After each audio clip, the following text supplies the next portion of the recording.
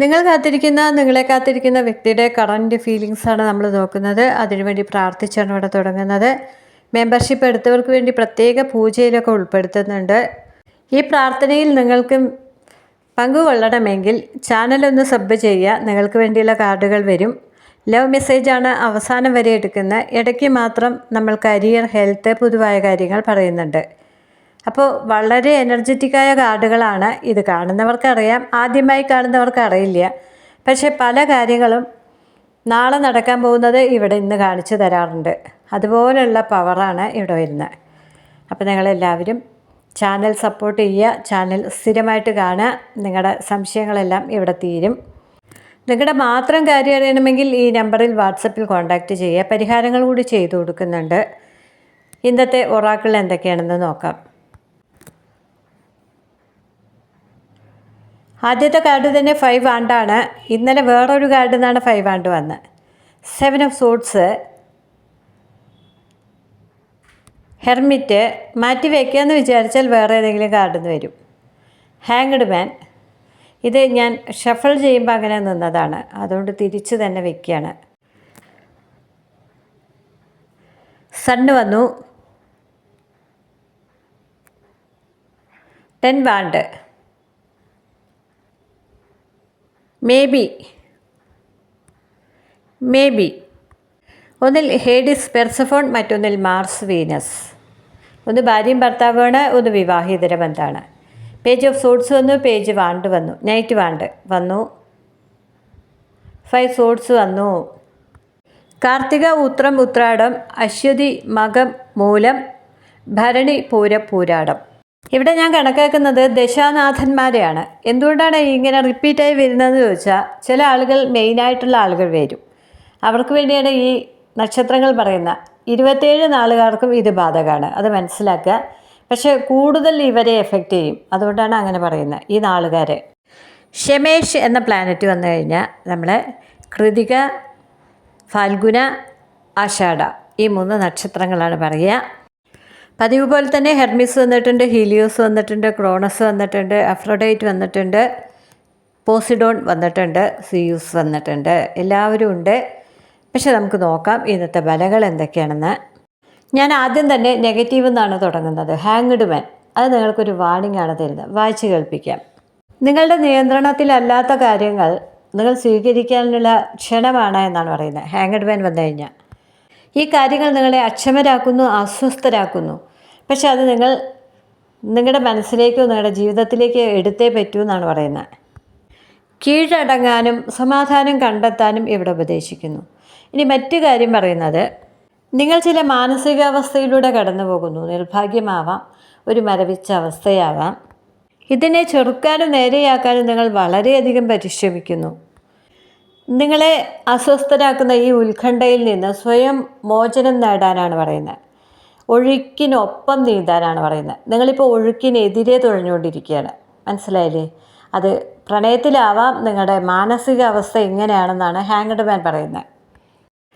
ഒരു കാര്യത്തിലും ശ്രദ്ധിക്കാൻ കഴിയുന്നില്ല, എപ്പോഴും മാനസിക സമ്മർദ്ദമാണ്. കാരണം നിങ്ങൾ ഫൈറ്റ് ചെയ്തുകൊണ്ടിരിക്കുകയാണ്. കാലത്തിനെതിരെയാണ് നിങ്ങൾ ഫൈറ്റ് ചെയ്യുന്നത് എന്നാണ് ഹാങ്ഡ് മാൻ പറയുന്നത്.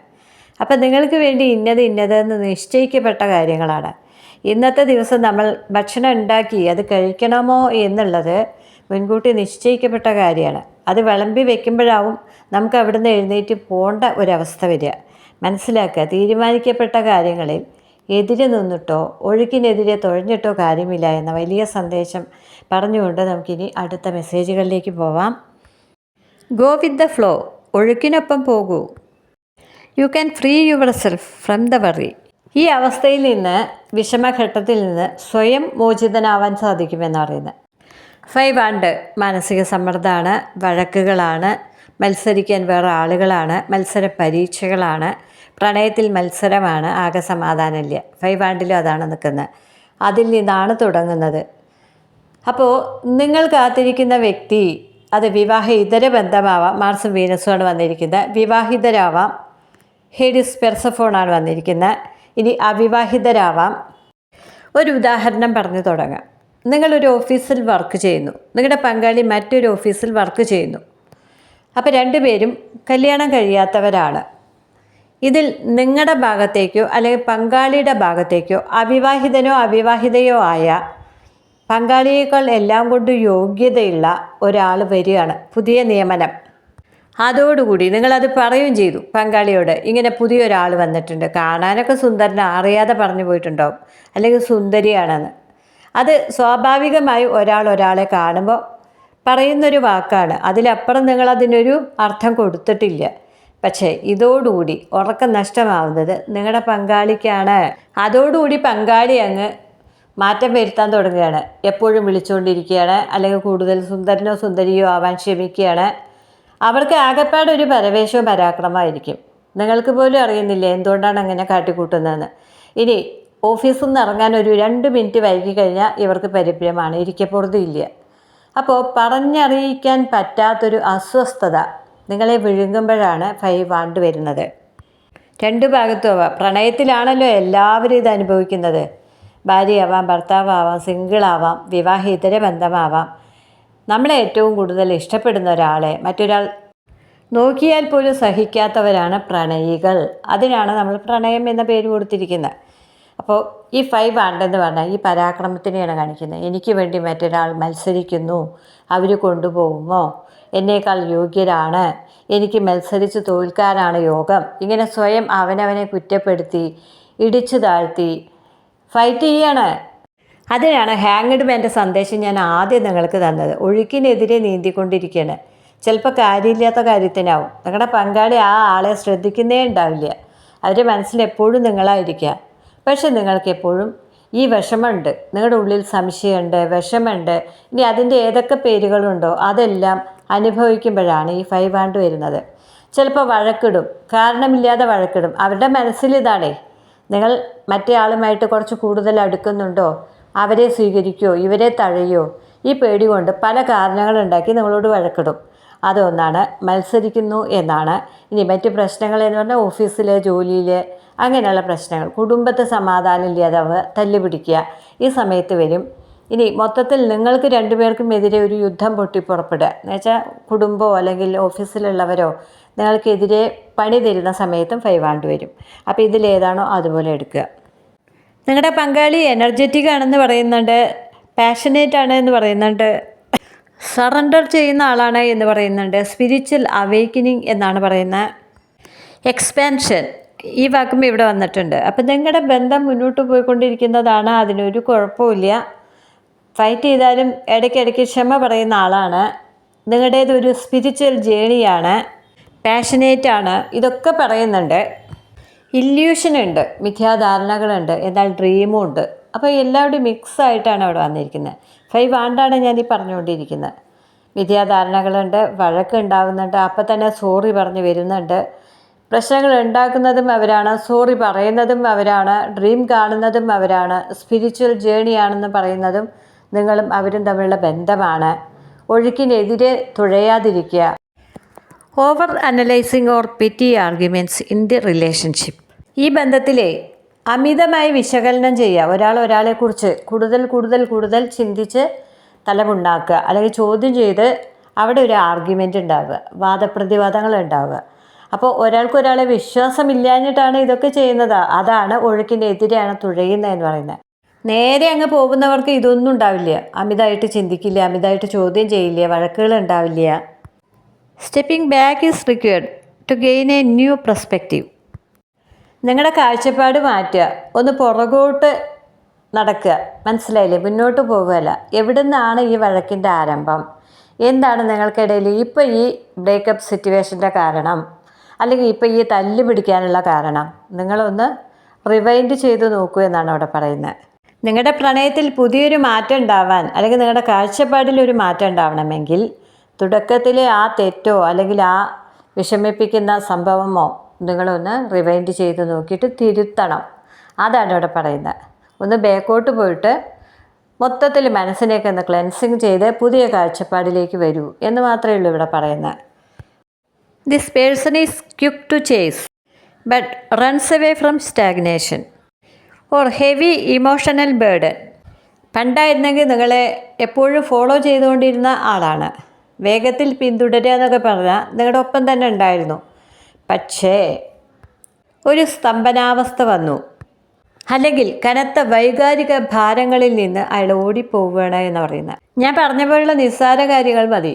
ആദ്യം നിങ്ങളെ ഫോളോ ചെയ്തുകൊണ്ടിരുന്ന ആൾ എന്തോ ഒരു തെറ്റിദ്ധാരണയോ സ്തംഭനാവസ്ഥയോ നിങ്ങളുടെ ബന്ധത്തിൽ വന്നപ്പോൾ, അല്ലെങ്കിൽ മനസ്സിന് ഭാരം പറഞ്ഞ വാക്കുകളിൽ നിന്നാവാം, അങ്ങനെ ആയപ്പോൾ നിങ്ങളുടെ ബന്ധത്തിൽ നിന്ന് ഓടിപ്പോവാൻ ശ്രമിക്കുകയാണ് എന്നാണ് പറയുന്നത്. അങ്ങനെ ഉണ്ടോ?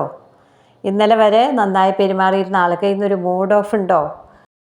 Feeling entirely overwhelmed by relationship responsibilities. നിങ്ങളുടെ ബന്ധത്തിലെ ഉത്തരവാദിത്തങ്ങളിലെ മുഴുവനായിട്ടും തളർന്നു പോകുന്നു എന്ന തോന്നൽ. ഇതിപ്പോൾ ഉത്തരവാദിത്തങ്ങളുടെ കാര്യമല്ല, മനസ്സിൻ്റെ കാര്യമായാലും ഇത് മുന്നോട്ട് വേണോ? എനിക്കിതിൽ എന്തൊക്കെ കുഴപ്പങ്ങൾ തോന്നുന്നില്ലേ? ഇവിടെയാണ് ഞാൻ പറഞ്ഞ കാര്യം. നിങ്ങളുടെ ഓഫീസിലേക്ക് പുതിയൊരാൾ വന്നപ്പോൾ നിങ്ങൾക്ക് തോന്നുന്ന ഫീലിംഗ് എന്താണെന്ന് അവർ ഭാവനയിൽ കാണുക. ഇത് മറിച്ചുമാവാം, നിങ്ങൾ ഭാവനയിൽ കാണുക. ഇതൊക്കെ വെറും തോന്നലാണെന്നാണ് ഇവിടെ പറയുന്നത്. എൻ്റെ ബന്ധത്തിൽ നിന്ന് മാറിപ്പോവാനോ ഉത്തരവാദിത്തങ്ങളിൽ നിന്ന് മാറിപ്പോവാനോ അല്ല ഇവിടെ പറയുന്നത്. ഇതൊക്കെ ഒഴുക്കിനെതിരെ നീന്തുന്നതാണ് പറയുന്നത്. ഇതൊന്നും പാടില്ല. നിങ്ങൾ ഒരു സ്പിരിച്വൽ ജേണിയാണ്, അത് മനസ്സിലാക്കുക. ഹെവി ഇമോഷണൽ ബേർഡൻസ് എന്നാണ് പറയുന്നത്. ഭയങ്കരമായ വൈകാരികമായ ഭാരം, മാനസികമായ ഭാരം എന്നൊക്കെ പറയാം. Someone may be acting as an emotional martyr, bearing all the stress. എല്ലാ സമ്മർദ്ദവും സഹിച്ചുകൊണ്ടേ ഞാനൊരു രക്തസാക്ഷിയായി എന്ന് അഭിനയിക്കുന്നുണ്ടാവാം എന്നാണ് പറയുന്നത്. മനസ്സിലായോ? ഇപ്പോൾ ആ വ്യക്തി കാട്ടിക്കൂട്ടുന്നതല്ല, അഭിനയമാണ്. അത് നിങ്ങളോടുള്ള അമിതമായിട്ടുള്ള സ്നേഹം കൊണ്ടാണ്. ഞാനിവിടെ ഒരു രക്തസാക്ഷിയാണ്, എങ്കിലും എനിക്ക് നിന്നെ കളഞ്ഞിട്ട് പോകാൻ വയ്യ, ഇങ്ങനെ അഭിനയിക്കുമല്ലോ. യഥാർത്ഥത്തിൽ നിങ്ങളുടെ ഭാഗത്തുനിന്ന് ഒരു തെറ്റും വന്നിട്ടില്ല. ഇനി നിങ്ങളാണ് ഇങ്ങനെ അഭിനയിക്കുന്നതെങ്കിൽ അവരെ എല്ലാം കൊണ്ടും ഞാൻ സഹിക്കുകയാണെന്ന്. കാരണം അവരിത്തിരി നെഗറ്റീവ് സ്വഭാവമുള്ള ആളാണ്, അതുകൊണ്ട് തന്നെ ഞാൻ സഹിക്കുകയാണ്. ഇതൊരു ആക്ടിങ് ആണ് എന്ന് പറയുന്നത്. യഥാർത്ഥത്തിൽ അറിയാം അവർക്ക് നിങ്ങൾക്ക് അവരെ അറിയാം, സത്യത്തിൽ എന്നെ സ്നേഹിക്കുന്നുണ്ടെന്ന്. പക്ഷേ കള്ളത്തരവും കപടമൊക്കെ കാണിക്കുക. ഞാനിത് ഒരുവിധം അങ്ങ് മുന്നോട്ട് കൊണ്ടുപോവുകയാണ്, ഞാൻ ഈ ഭാരം ചുമക്കുകയാണ്, ഞാനൊരുവിധം സഹിക്കുകയാണ്, ഞാനൊരു മെൻ്റൽ പ്രിസണിലാണ്, അല്ലെങ്കിൽ ഞാൻ ട്രാപ്പിഡായിരിക്കുകയാണ്. ഇതൊക്കെ അഭിനയമാണേ. യഥാർത്ഥത്തിൽ സ്നേഹമുള്ള വ്യക്തി തന്നെയാണ്. അവർക്ക് നിങ്ങളെ അറിയാം, നിങ്ങൾക്ക് അവരെ അറിയാം, സ്നേഹിക്കുന്നവരാണത്. പക്ഷെ ഇങ്ങനെയുള്ള അഭിനയവും നാടകവും കാട്ടിക്കൂട്ടലുകളും എല്ലാം ഉണ്ടാവും എന്നാണ് പറയുന്നത്. പിന്നെ മറ്റൊരു മുഖമുണ്ട്, അവോയ്ഡിങ് കമ്മിറ്റ്മെൻറ്റ് എന്നാണ്. നിങ്ങൾ ആശയായിട്ടൊന്ന് വിളിക്കാൻ തുടങ്ങുമ്പോൾ എനിക്ക് തിരക്കാണ്, ഞാൻ കുറച്ച് കഴിഞ്ഞ് വിളിക്കാൻ പറയും. ഇനി ആശയായിട്ടൊന്ന് കാണണം എന്ന് പറയുമ്പോൾ ഇന്ന് പറ്റില്ല, ഇന്ന് എനിക്കിത്തിരി തിരക്കാണ്. അപ്പം നിങ്ങളെ ഒഴിവാക്കും വേണം, നിങ്ങളെ ഒളിഞ്ഞു നോക്കും വേണം, എന്നാൽ ഞാനൊന്നും അറിഞ്ഞില്ലേ എന്നുള്ള ഭാവം കാണിക്കണം. ഇങ്ങനെ ഒരു ആക്ടിങ് ആയിട്ടുള്ള ആളെയാണ് അപ്പുറത്ത് കാണിക്കുന്നത്. നാടകം കളിക്കും, വഴക്കിടേണ്ടപ്പോൾ വഴക്കിടും, സംശയമുള്ളപ്പോൾ അതുണ്ട്. അതിനെ ഒഴുക്കിനെതിരെ തുഴഞ്ഞുകൊണ്ടിരിക്കുന്ന ഒരു മനുഷ്യനാണ്. സ്ത്രീയാവാം പുരുഷനാവാം. ഇന്നും പറ്റാത്ത ആളുകളൊക്കെ വന്നിട്ടുണ്ട്. ചില ആളുകൾ കൂടി ഇരുന്ന് കഴിഞ്ഞാൽ ഇങ്ങനെയുള്ള തോന്നലുകളൊക്കെ ഉണ്ടാവും. അതൊക്കെ ഞാൻ എല്ലാ ദിവസവും പറയുന്നില്ല, ആവർത്തിക്കുന്നില്ല. ഇവിടെ മൊത്തത്തിൽ വന്നിരിക്കുന്നത് ഇതാണ്. നിങ്ങളിൽ ഒരാൾ മറ്റേയാളെ സംശയിക്കുന്നു, അവരുടെ സ്നേഹത്തെ സംശയിക്കുന്നു, അവരെ എല്ലാം കൊണ്ടും സംശയിക്കുന്നു. ഇനി അവരുടെ മുന്നിൽ രക്തസാക്ഷിയായി അഭിനയിക്കുന്നു, ഞാനിതെല്ലാം സഹിക്കുന്നു എന്നുള്ള അഭിനയം ഉണ്ടാവുന്നു. നിങ്ങളെ ഒളിഞ്ഞു നോക്കുന്നു. അതുകൊണ്ട് ഇവിടെ നിങ്ങൾക്ക് പുറകെ ഒരു നിഴൽ പോലെ തന്നെ ഉണ്ട്. എങ്കിലും ആൾ ഒരു മാതിരിയൊക്കെ അങ്ങ് മുന്നോട്ട് പോകാമെന്നുള്ള അഭിനയവും കാഴ്ചവെച്ച് നിങ്ങൾക്ക് മറ്റാരുമായിട്ടോ സ്നേഹമുണ്ടോ എന്നുള്ള സംശയം, നിങ്ങൾ വേറെ ആരെങ്കിലും കൂടുതൽ സ്നേഹിക്കുമോ എന്നുള്ള പേടി, നിങ്ങളവരെ വിട്ടുപോകുമോ എന്നുള്ള ഭയം, ഇല്യൂഷൻ, മതിഭ്രമങ്ങൾ, അങ്ങനെ എല്ലാറ്റിലും കൂടി നീന്തി തുടിക്കുന്ന ഒരാളാണ്. പക്ഷേ ഒഴുക്കിനെതിരെയാണ് ഈ വ്യക്തി പോയിക്കൊണ്ടിരിക്കുന്നത്. എന്നാൽ ഇതൊക്കെ അനാവശ്യമാണെന്നാണ് ഹാങ്ഡ് മാൻ പറയുന്നത്. ഒഴുക്കിനെതിരെ നീന്തിയിട്ട് കാര്യമില്ല, ഒഴുക്കിനൊപ്പം പോകാനാണ് പറയുന്നത്. ചിലപ്പോൾ പ്രശ്നങ്ങളുണ്ടാവാം, ഇല്ലായിരിക്കാം, വെറുതെ ആക്ടിങ് ആയിരിക്കാം. എന്താണെങ്കിലും ഇതൊരു സ്പിരിച്വൽ ജേണിയാണ്. നിങ്ങൾ മുന്നോട്ട് പോയിക്കൊണ്ടേയിരിക്കേണ്ടവരാണ്, പുറകോട്ട് പോവുകയല്ല വേണ്ടത്. നിങ്ങളോട് പുറകോട്ട് പോകാൻ ഒരു സന്ദർഭത്തിൽ പറഞ്ഞത് നിങ്ങളുടെ ചെയ്തികളും പ്രവൃത്തികളും ചിന്തകളുമാണ്. ഒന്ന് റിവൈൻഡ് ചെയ്ത് നോക്കാൻ പറയുന്നത്. അപ്പം നിങ്ങളുടെ കയ്യിൽ രണ്ടുപേരിൽ ഒരാളുടെ കയ്യിൽ കുറച്ച് കുഴപ്പങ്ങളുണ്ട്, കുത്തിത്തിരിപ്പുകളുണ്ട്, വിഷമുണ്ട്, സംശയമുണ്ട്. പോസിഡോൺ വന്നിട്ടുണ്ടല്ലോ, സംശയിപ്പിക്കും. ഇനി ഫിസിക്കൽ ബന്ധമുണ്ട്, അതിവിടെ പറയുന്നുണ്ട്. സ്പിരിച്വൽ ജേണിയാണ്, അത് പറയുന്നുണ്ട്. കർമ്മയാണ് എന്നും പറയുന്നുണ്ട്. ചില കാർഡുകൾ കർമ്മയാണ് എന്ന് പറയുന്നുണ്ട്. അപ്പോൾ മൊത്തത്തിൽ ഇവിടെ സംശയരോഗിയായ ഒരു പങ്കാളി, കാമുകി കാമുകന്മാരാവാം, ഭാര്യ ഭർത്താക്കന്മാരാവാം, വിവാഹ ഇതര ബന്ധവുമാവാം. കാരണം എല്ലാവരും ഇവിടെ വന്നിട്ടുണ്ട്. ഹേഡിസ് പെർസഫോൺ ഭാര്യ ഭർത്താക്കന്മാരാണ്. എപ്പോഴും ഹേഡിസിന് പരാതിയാണ്, എന്നെ ഭാര്യ സ്നേഹിക്കൂ, എന്നെ ഭാര്യ സ്നേഹിക്കൂ.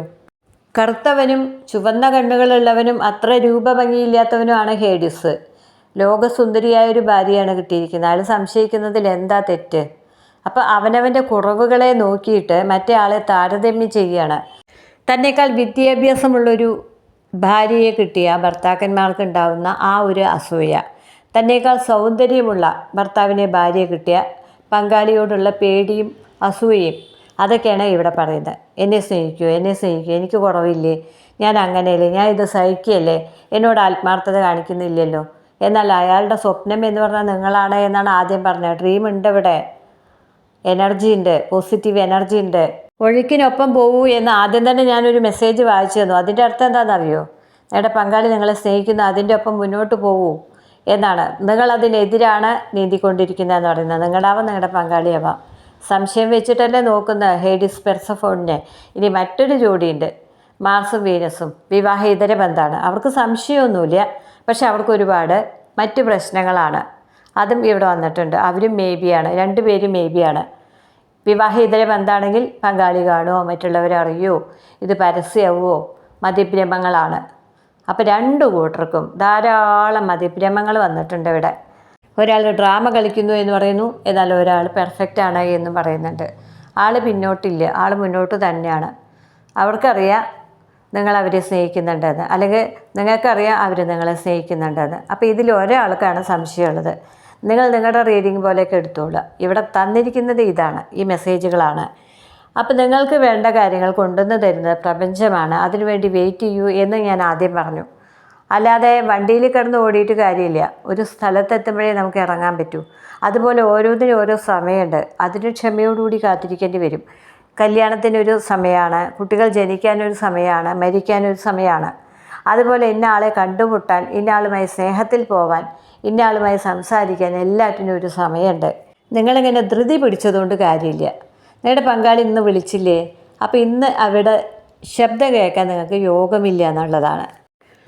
അതുപോലെയാണ് ഓരോ കാര്യങ്ങളും. തീരുമാനിക്കപ്പെട്ട കാര്യങ്ങളിലൂടെയാണ് നമ്മളെല്ലാവരും ഇങ്ങനെ ആ ഒഴുക്കിൽപ്പെട്ട് നീന്തിക്കൊണ്ടിരിക്കുകയാണ്, ഒഴുക്കിലൂടെ മുന്നോട്ട് പോയിക്കൊണ്ടിരിക്കുകയാണ്. അതിനെതിരായിട്ട് നമുക്ക് നിൽക്കാനോ അല്ലെങ്കിൽ തുഴയാനോ സാധിക്കില്ല എന്നുള്ള വലിയ സത്യമാണ് ഇന്ന് പറഞ്ഞു തന്നിരിക്കുന്നത്. ഇതെല്ലാവരും ഇവിടെ നിൽക്കുന്നുണ്ട്. ഓരോരുത്തർ മാറി മാറിയൊക്കെ പോയിട്ടുണ്ട്. അത് എല്ലാ ദിവസവും പറഞ്ഞ് നിങ്ങളെ ബോറടിപ്പിക്കേണ്ടെന്ന് വിചാരിച്ചാണ്. അതിൻ്റെ മീനിങ് ഇതാണ്. ഒരാൾക്ക് ഭയങ്കര സംശയമാണ്, അതിൻ്റെ ആവശ്യമില്ല, നിങ്ങൾ മുന്നോട്ട് പോകേണ്ടവരാണ് എന്നാണ് പ്രപഞ്ചം പറയുന്നത്. 5 വാണ്ടെന്ന് പറഞ്ഞാൽ കൺഫ്യൂഷനാണ്, ഒരുപാട് വഴക്കുകൾ ഉണ്ടാവുകയാണ്, അല്ലെങ്കിൽ മറ്റുള്ളവരാൽ എന്തൊക്കെ പ്രശ്നങ്ങൾ ഉണ്ടാവുകയാണ്, ആകെപ്പാടെ സമാധാനം ഇല്ല എന്നുള്ളതാണ്. 7 ഓഫ് സോഡ്സ് എന്ന് പറഞ്ഞാൽ കള്ളത്തരമാണ്, മുഖം മൂടി വെച്ച പെരുമാറ്റമാണ്, അഭിനയമാണ്, ഡ്രാമയാണ്. അതാണ് മാസ്ക് വെച്ച ആൾ ഞാൻ ഭയങ്കരമായി സഹിക്കുന്നു എന്നൊക്കെ പറയുന്നത്. കള്ളങ്ങൾ പറയും, കള്ളത്തരം പ്രവർത്തിക്കുകയൊക്കെ ചെയ്യും. ഇനി വന്നിരിക്കുന്നു ഹെർമിറ്റ്. നിങ്ങൾക്കോ അവർക്കോ എപ്പോഴും വിരഹം ഉണ്ടാവുന്നുണ്ട്. ഈ വ്യക്തി ചിലപ്പോൾ വിചിത്രമായി പെരുമാറുമ്പോൾ സങ്കടം വരുമല്ലോ, അപ്പോൾ കണ്ണ് നിറയുന്നതാണ് ഹെർമിറ്റ് പറയുന്നത്. സണ്ണ് വന്നിട്ടുണ്ട്, തീർച്ചയായും നിങ്ങളുടേതൊരു സ്പിരിച്വൽ ജേണിയാണ്. ഹാങ്ഡ് മാൻ വന്നിട്ടുണ്ട്, നേരത്തെ ഞാൻ അതിൻ്റെ മെസ്സേജ് വായിച്ചു. 5 വാണ്ട് 5 സോഡ്സ് വന്നിട്ടുണ്ട്. ആവശ്യമില്ലാത്ത വഴക്കുകളാണ്. മറ്റൊരാൾ എൻ്റെ പങ്കാളിക്കുണ്ടോ, മറ്റൊരാൾ എൻ്റെ പങ്കാളിക്കുണ്ടോ, ഈ ചിന്തയാണ് ഏത് നേരത്തും. മത്സരിക്കാൻ വേറൊരാളുണ്ട്, ഇതാണ് ചിന്ത. രണ്ടിലും അതാണ് നിൽക്കുന്നത്. ഒന്നിൽ ഹെർമിസ് ആണെങ്കിൽ മറ്റൊന്നിൽ കുജനാണ് നിൽക്കുന്നത്. രണ്ടുപേര് വിപരീതമായിട്ടാണ് ചിന്തിപ്പിക്കുന്നത്. ഇനി നൈറ്റ് വേണ്ടെന്ന് പറഞ്ഞാൽ പുറകോട്ട് പോവുക. മനസ്സിലായില്ലേ? നിങ്ങളൊന്ന് പുറകോട്ട് പോയി ഒന്ന് റിവൈൻഡ് ചെയ്ത് നോക്കൂ എന്ന് ഇവിടെ പറയുന്നുണ്ട്. ഇനി 10 വാണ്ടാണ്. ഭാരം എടുത്ത് തലയിലേറ്റിയ ഭാവം മാത്രമാണ്. ഞാൻ രക്തസാക്ഷിയായി, ഞാനൊരു വലിയ ഭാരമാണ് ചുമക്കുന്നത്. ഇത് ഭാവം കാണിക്കുകയാണ്, നിങ്ങളോട് അഭിനയിക്കുകയാണ്, നിങ്ങളെ സഹിക്കുകയാണെന്ന് വരുത്തി തീർക്കുകയാണ്, യഥാർത്ഥത്തിൽ സ്പൈ ചെയ്തുകൊണ്ടിരിക്കുകയാണ്. അതാണ് പേജ് ഓഫ് സൂട്ട്സ് പറയുന്നത്. എന്നാലോ ഈ വ്യക്തിക്ക് എപ്പോഴും നിങ്ങളോട് സംസാരിച്ചു കൊണ്ടിരിക്കണം എന്നാണ് മനസ്സിൽ. അതാണ് പേജ് ഓഫ് സൂട്ട്സ് പറയുന്നത്. കള്ളത്തരം കാണിക്കുകയാണ്. നിങ്ങൾ വിളിച്ച തിരക്കാണെന്ന് പറയുന്ന വ്യക്തിക്ക് നിങ്ങളോട് 1 മണിക്കൂറെങ്കിലും സംസാരിക്കാൻ ആഗ്രഹമുണ്ടെന്ന് ഞാൻ പറഞ്ഞാൽ നിങ്ങൾക്ക് വിശ്വാസം വരുമോ? അതാണ് ഇവിടെ പറയുന്നത്. പറഞ്ഞാലും തീരാത്ത കാര്യങ്ങൾ അവരുടെ മനസ്സിൽ കൊണ്ട് നടക്കുന്നുണ്ട്, ഭാവനയുടെ ലോകത്ത്. പക്ഷേ മിണ്ടില്ല, ഒരു വാക്ക് പോലും പറയില്ല. അങ്ങനെ കാണിക്കുന്ന ഒരാൾക്ക് വേണ്ടിയാണ് പേജ് ഓഫ് സോഡ്സ്. തരികട തന്നെയാണ് അവിടെയും വന്നിരിക്കുന്നത്. അപ്പോൾ നിങ്ങൾ കാണുന്നതല്ലാത്തൊരു വ്യക്തിത്വമാണ് അവരുടെ മനസ്സിലെന്നാണ് ഇവിടെ കാണിച്ചു തന്നിരിക്കുന്നത്. നിങ്ങളൊന്ന് അങ്ങോട്ട് വിളിക്കുമ്പോൾ പറയുന്ന വാക്കിതായിരിക്കും, ഇതൊരു ശല്യമായല്ലോ, എനിക്കൊരു പണി ചെയ്യാൻ സൗകര്യമില്ലല്ലോ, നിനക്ക് എന്തിൻ്റെ കേടാ, ഇങ്ങനെയൊക്കെയാണ് ചോദിക്കുന്നത്. അതോടുകൂടി നിങ്ങൾക്ക് മനസ്സിന് മുറിവേറ്റു, ഇനി വിളിക്കാൻ തോന്നില്ല, നിങ്ങളങ്ങനെ സങ്കടത്തോടു കൂടി പിന്മാറി. അതാണ് ഹെർമിറ്റ് പറയുന്നത്. ഞാൻ പറഞ്ഞില്ലേ, ബെഗ് ചെയ്ത് പോകുന്ന ഹെർമിറ്റാണ് ഇവിടെ നിൽക്കുന്നത്, യാചിക്കുകയാണ്. എന്നാൽ ഈ വ്യക്തി നിങ്ങൾ മാറിയതോടുകൂടി നിങ്ങളെ സ്പൈ ചെയ്യാൻ തുടങ്ങി. ഒരുപാട് സംസാരിക്കാനുണ്ട് ആ വ്യക്തിക്ക് എന്നാണ് പേജ് ഓഫ് സോർട്സ് പറയുന്നത്. അപ്പോൾ നിങ്ങൾക്ക് അങ്ങോട്ട് പറയുന്നതിനേക്കാൾ കൂടുതൽ അവർക്ക് നിങ്ങളോട് പറയാനുണ്ട്, എന്നിട്ടാണ് ഈ അഭിനയിക്കുന്നത്. അപ്പോൾ ഇതുപോലെ കള്ളത്തരമുള്ള ഒരാളാണ് ഇന്നിവിടെ വന്നിരിക്കുന്നത്. പക്ഷേ ആ വ്യക്തിക്ക് സ്നേഹമില്ല എന്ന് മാത്രം പറയരുത്, ഒഴുക്കിനെതിരെയാണ് നീന്തുന്നത്. അതാണ് ഇവിടുത്തെ കുഴപ്പം. നിങ്ങൾ പോകുന്ന വഴിക്ക് വരില്ല, അയാൾക്ക് അയാളുടേതായ ചിന്തകളുണ്ട്, തെറ്റിദ്ധാരണകളുണ്ട്, ഡ്രാമ കളിക്കുന്നുണ്ട്, സ്വപ്നങ്ങളുണ്ട്, ഇല്യൂഷൻസ് ഉണ്ട്, അതിന് ഒരുപാട് ഫീലിങ്സ് കുഴഞ്ഞു മറിഞ്ഞ് കിടക്കുന്ന ഒരു വ്യക്തിയാണ്. അതുകൊണ്ട് തന്നെ ആ വ്യക്തി നിങ്ങളുടെ വഴിക്ക് വരുത്താൻ കുറച്ച് നിങ്ങൾ പണിപ്പെടേണ്ടി വരുമെന്നാണ് പറയുന്നത്. സംശയമാണ് നിങ്ങളെപ്പോഴും, നിങ്ങൾക്ക് അവരെക്കാൾ കൂടുതൽ പ്രിയമുള്ള ആരോ ഉണ്ടെന്നുള്ള സംശയം മാത്രമാണ് ആ വ്യക്തിക്ക്. അതിനുവേണ്ടി കാണിക്കുന്ന പരാക്രമങ്ങളാണ് അവസാനം വരെയുള്ള കാർഡുകളും പറഞ്ഞ്. അപ്പോൾ അതിൽ സ്നേഹമില്ല എന്നല്ല ഞാൻ പറഞ്ഞത്, തെറ്റിദ്ധാരണകൾ, അതാണ് ആ വ്യക്തിയുടെ മനസ്സ് നിറയെ. അപ്പോൾ തെറ്റിദ്ധരിക്കാനുള്ള കാര്യങ്ങളൊന്നും നിങ്ങളുടെ ഭാഗത്തുനിന്ന് ഇല്ലാതിരിക്കട്ടെ, ഇതാണ് ഇവിടെ പ്രപഞ്ചം പറയുന്നത്. ഇനി നമുക്ക് നെഗറ്റീവ് പറയാം. 5 ആണ്ട് എന്ന് പറഞ്ഞാൽ അടിപിടിയാണ് എപ്പോഴും. മറ്റൊരാൾ മത്സരിക്കാനുണ്ടായിരുന്നു, നിങ്ങളോട് അഭിനയിക്കുകയായിരുന്നു, മുഖം മൂടി വെച്ച് പെരുമാറുമായിരുന്നു. ഹെർമിറ്റാണ്, നിങ്ങൾ തനിച്ചായി. ഹാങ്ഡ് മാനാണ്. 3 ബന്ധമെങ്കിലും ഫിസിക്കലായിട്ട് ആ വ്യക്തിക്കുണ്ട്. 5 സോഡ്സ് എപ്പോഴും വഴക്കിന് വരുന്നൊരു സ്വഭാവമാണ്. നെഗറ്റീവ് ആണ്ട്, അവർ നിങ്ങളുടെ ബന്ധത്തിൽ നിന്ന് പുറകോട്ട് പോയി.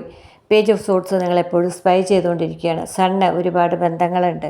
10 വാണ്ട്, നിങ്ങൾക്കതൊരു വലിയ സങ്കടമായി മനസ്സിൽ അവശേഷിച്ചു എന്നാണ്. മേ ബി എന്ന് പറഞ്ഞാൽ ഒരുപക്ഷെ നിങ്ങളിലേക്ക് വരാനുള്ള സാധ്യതയുണ്ട്, ഇല്ലെങ്കിൽ ഇല്ല എന്ന് തന്നെയാണ് ഇവിടെ പറയുന്നത്. അപ്പോൾ നിങ്ങൾ കാത്തിരിക്കേണ്ട, നിങ്ങളൊന്ന് മോട്ടിവേറ്റ് ചെയ്ത് ഒഴുക്കിനെതിരെ നീന്താതിരിക്കുക, മുന്നോട്ട് പോവുക. അപ്പോൾ ആ വാക്ക് തന്നെ റിപ്പീറ്റായി ഞാൻ പറയുകയാണ്, കാരണം പ്രപഞ്ചം തന്ന വാക്കുകളാണ് ഞാൻ പറയുന്നത്. ഞാൻ റീഡിംഗ് ആണല്ലോ ചെയ്യുന്നത്, വായിക്കുകയാണല്ലോ. അപ്പോൾ വായിച്ചപ്പോൾ നിങ്ങൾക്ക് കാര്യങ്ങളെല്ലാം മനസ്സിലായില്ലേ. ഇതുപോലെ നിങ്ങളുടെ കാര്യം അറിയണമെങ്കിൽ സമീപിക്കുക, വ്യക്തമായിട്ട് തന്നെ പറഞ്ഞു തരും. അവിടെ കാണുന്ന കാര്യം മാത്രമേ പറയൂ, വിപരീതം പറയില്ല. പരിഹാരം കൂടി ചെയ്തു തരും. അപ്പോൾ എല്ലാവരും വാങ്ങുന്നതിൻ്റെ 1/3 അംശമേ ഞാൻ വാങ്ങുന്നുള്ളൂ. 3000, 3500ഒക്കെയാണ് പരക്കെയുള്ള ഫീസ്. നിങ്ങളുടെ പങ്കാളി നിങ്ങളെ മുന്നോട്ട് കൊണ്ടുപോകും, ഇത് മാത്രമേ പറയുകയും ചെയ്യുള്ളൂ. ഇത്രയൊക്കെ ഫീസ് കൊടുത്താൽ വ്യക്തമായിട്ട് കാര്യങ്ങൾ പറഞ്ഞു തരുമോ? അതുമില്ല. ടാരോ റീഡിങ് നേരെ വയ്ക്കാൻ അറിയാത്തവരാണ് ഈ ഫീസ് വാങ്ങുന്നത്. മനസ്സിലായില്ലേ? നിങ്ങൾ ഒരു ക്വാളിറ്റി മാത്രമേ നോക്കുന്നുള്ളൂ, അവിഹിത ബന്ധക്കാർ എത്ര പേര് ഫോളോ ചെയ്യുന്നുണ്ട് എന്നുള്ളത്. കാരണം അവരുടെ സ്വപ്നങ്ങൾ മുഴുവൻ ഇവർ വിളിച്ചു പറയുമല്ലോ. നിങ്ങളെ കാണാതെ സങ്കടപ്പെട്ട് കിടക്കുകയായിരുന്നു, ഇന്ന് വരും, നാളെ വരും, അല്ലെങ്കിൽ മറ്റന്നാൾ വരും. ഇത് വേറൊരു പഴഞ്ചൊല്ലാണ്, ഞാൻ പറയുന്നില്ല. ഇങ്ങനെ പറയാനുള്ള കഴിവ് മാത്രമേ ഉള്ളൂ. ഇതുപോലെ പ്ലാനറ്റ് ഏതാണ്, അതിൻ്റെ ബലങ്ങൾ എന്താണ്, അവരെവിടെയാണ് നിൽക്കുന്നത്, ഈ നക്ഷത്രക്കാർക്ക് ഇതെന്താണ് സംഭവിച്ചുകൊണ്ടിരിക്കുന്നത്, ഇങ്ങനെയൊക്കെയാണോ നിങ്ങളോട് പറഞ്ഞിരുന്നത്. എൻ്റെ അടുത്ത് വരുന്നവരോട് ഞാൻ പറയും, ഇപ്പോൾ നിങ്ങൾക്ക് ഇന്ന ദോഷമാണ്, ഇന്ന ഭാവത്തിലാണ് ഇന്ന ആൾ നിൽക്കുന്നത്, അതുകൊണ്ട് നിങ്ങൾക്ക് ഇന്ന പോലെയാണ് വരിക എന്ന് തീർച്ചയായും ഞാൻ പറഞ്ഞു കൊടുക്കും. അതുപോലെ പറഞ്ഞു തരാറുണ്ടോ ടാരോ റീഡർമാർ? നാളും കൂട്ടിയിട്ടാണോ പറയുന്നത്? അല്ലാതെ വെറുതെ ഇങ്ങനെ പ്രേമം, നിങ്ങളുടെ പങ്കാളി അതാ മോള് കയറി കിടക്കുകയാണ് ആകാശത്തേക്ക് നോക്കിയിട്ട് എന്ന് മാത്രമാണോ? ചന്ദ്രനെ കാണിച്ചു കൊടുത്തിട്ടാണ് പറയുന്നത്, അതാ നേരെ കാട്ടിലേക്ക് കയറിപ്പോയി രണ്ടാളും കൂടിയെന്ന്. ഇനി 10 വാണ്ട് കാണിച്ചിട്ടാണ് പറയുന്നത്, നാളെ നിങ്ങളുടെ പങ്കാളി നിങ്ങൾ ഒന്നാവുന്ന്. അപ്പോൾ കാർഡിൻ്റെ അർത്ഥം അറിയാതെ കാർഡ് നിരത്തി വെച്ചാൽ മാത്രമാണ് യോഗ്യത എന്ന് വിചാരിക്കുന്നവർ ഒരുപാട് പേര് ഈ വ്യക്തികളെ ഫോളോ ചെയ്യുന്നുണ്ട്. കാരണം കാതിന് ഇമ്പമുള്ളതല്ലേ കേൾക്കാൻ ഇഷ്ടമുണ്ടാവുക. ഇപ്പോൾ ഇവിടെ ഞാൻ പറഞ്ഞു അല്ലേ, ആ വ്യക്തിക്ക് കുറച്ച് നെഗറ്റീവായ സ്വഭാവങ്ങളുണ്ട്. അതുകൊണ്ട് തന്നെ അത് മാറ്റിയാലാണ് നിങ്ങളുടെ ബന്ധം സ്മൂത്തായിട്ട് മുന്നോട്ട് പോകൂ എന്നാണ് ഇത്ര നേരം പറഞ്ഞത്. ഇതുപോലെ ആരും പറയാത്തത് അവർക്ക് ഫോളോവേഴ്സ് കുറയാതിരിക്കാനോ അല്ലെങ്കിൽ അറിയാത്തത് കൊണ്ടോ ആണ്. മനസ്സിലാക്കുക, വേണമെങ്കിൽ സമീപിക്കുക. ഞാൻ പറഞ്ഞില്ലേ, 12 കൊല്ലമായിട്ട് ഫൈറ്റ് ചെയ്യുന്ന ഒരു പെണ്ണിൻ്റെ കാര്യത്തിലാണ് ചെക്കനോട് പറഞ്ഞിരിക്കുന്നത്. അവൾക്ക് ഉള്ളിൽ സ്നേഹമുണ്ട്, എന്താ ഈ പറയണേ, പ്രണയമുണ്ട്, നിങ്ങൾക്ക് കിട്ടും എന്ന് പറഞ്ഞു കൊടുത്താൽ അവനെതിരെ കേസ് കൊടുത്ത പോലീസ് കേസുമായിട്ടുള്ള പെണ്ണിനെ കുറിച്ചാണ് ഇത് പറയുന്നത്. നിങ്ങളൊരു ടിൻ ഫ്ലെയിം ആണെന്ന്. എന്താ ചെയ്യുക? ഇങ്ങനെയുള്ള ഘടകവിരുദ്ധമായ കാര്യങ്ങളാണ് കേൾക്കേണ്ടതെങ്കിൽ ആരെങ്കിലും സമീപിക്കുക. സത്യമാണ് കേൾക്കേണ്ടതെങ്കിൽ എന്നെ സമീപിക്കുക. ഇതാണ് പറയാനുള്ളത്. അപ്പോൾ ഒരുപാട് തട്ടിപ്പ് നടക്കുന്നതാണ് ഈ ലോകം. എല്ലാ തട്ടിപ്പും ഇവിടെ ഞാൻ പറയാൻ തന്നെ എനിക്ക് സമയമില്ല. നമുക്കിനി അടുത്ത മെസ്സേജിലേക്ക് പോവാം. നിങ്ങൾക്ക് ബുദ്ധിയില്ലാത്തവരൊന്നും അല്ലല്ലോ, നല്ല കുത്തിത്തിരിപ്പ് ബുദ്ധിയുള്ളവരും ഉണ്ട്. വാട്സപ്പിൽ വന്നാൽ കാണാം ഓരോരുത്തരുടെ കുത്തിത്തിരിപ്പുകൾ. എൻ്റെ വാട്സപ്പിൽ വരാറുണ്ട് നെഗറ്റീവായിട്ട് സ്വഭാവമുള്ള ചില സാധനങ്ങൾ. അപ്പോൾ രണ്ട് ഭാഗത്തും ഉണ്ട് നല്ലതും ചീത്തയും. ഇനി നമുക്ക് സെപ്പറേഷനാണ് ഇവിടെ വന്നിരിക്കുന്നത്. ഹോപ്പ്, പ്രതീക്ഷ, മെമ്മറീസ്, ഓർമ്മകൾ. ഇതൊക്കെ നിങ്ങൾക്ക് വേണം. ഓർമ്മകൾ വേണം, പ്രതീക്ഷ വേണം. സെപ്പറേഷൻ ആയവരോടാണ് ഇതെല്ലാം പറയുന്നത്. അവരങ്ങ് മാറിപ്പോയി എന്ന് വിചാരിച്ച് ഒറ്റ രാത്രി കൊണ്ട് ഭൂമി അവസാനിക്കില്ലല്ലോ, അത് മാത്രം മനസ്സിലാക്കുക. പിന്നെ ഒരു പകലില്ലേ, അതിനു വേണ്ടി കാത്തിരിക്കുക. എല്ലാ കാര്യങ്ങൾക്കും ഒരു മറുപുറമുണ്ട്, അത് മനസ്സിലാക്കുക. അവർ തന്നെ നിങ്ങളോട് ദേഷ്യപ്പെട്ട് പെരുമാറിയെങ്കിൽ അവർ തന്നെ അത് ചിന്തിച്ച് അതിന് മാറ്റം വരുത്തി നിങ്ങളിലേക്ക് വരുമെന്നാണ് അതിൻ്റെ അർത്ഥം.